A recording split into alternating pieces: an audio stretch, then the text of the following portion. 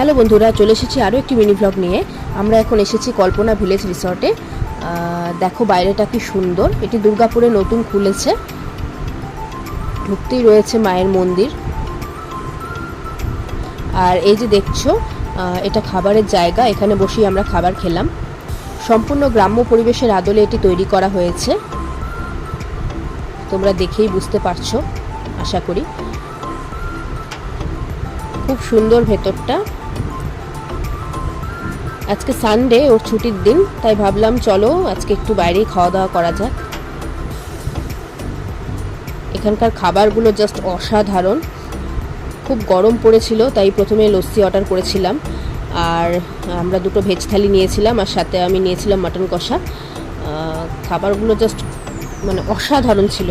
তোমরাও এখানে আসতে পারো, আশা করি তোমাদেরও খুব ভালো লাগবে। আচ্ছা চলো, টাটা।